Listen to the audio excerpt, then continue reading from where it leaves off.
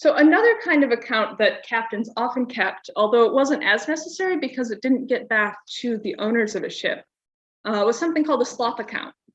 And a slop account was accounts with the sailors of the ship. And sailors didn't always set off with everything they were going to need for the voyage, especially if they didn't realize they were setting off for the voyage because they were so drunk when they were brought aboard that they weren't able to pack. And so the slop chest on board was a place where sailors could resupply during the trip and also balance out their wages. So slop accounts are pretty common, especially for long distance deep sea voyages. This one is from the ship Great Admiral, which was bound from Cardiff to Hong Kong in the care of Captain Tobias O. Thompson of Winterport, Maine. And here we have the account with Mr. Carl Stenson. He is an able-bodied seaman. He doesn't ask for all that much. He has wages advanced to him in Cardiff, so he can buy supplies ahead of time. And all he needs is a bit of tobacco, an oilcloth jacket, some rubber boots, straw hat. Pretty reasonable things to ask for on a 4-month-long voyage. And at the end of things in July, in May, so they're still in Hong Kong, he gets paid off. His wages, $61.34.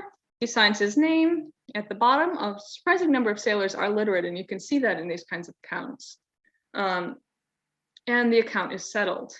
Same is not true for Mr. Swenson's shipmate, Hiram Wills, I think, although the name is a little unclear.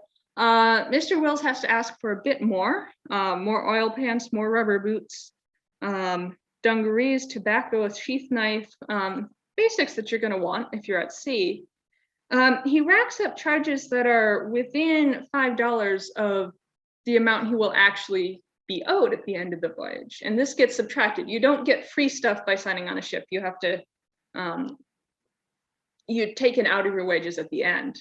So the bottom in pencil here, we have a note that Mr. Wills deserted on May 18th.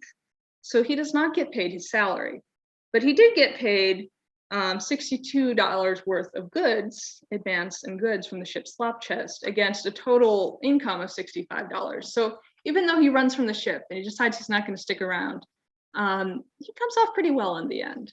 And so these slop account books are a great way to get at the sailors who are sailing on Maine ships, many of them not from Maine, many of them not leaving a written record in their own hands, but we can see some of the ways that they were interacting with this market and maritime world and making decisions about their finances for the future.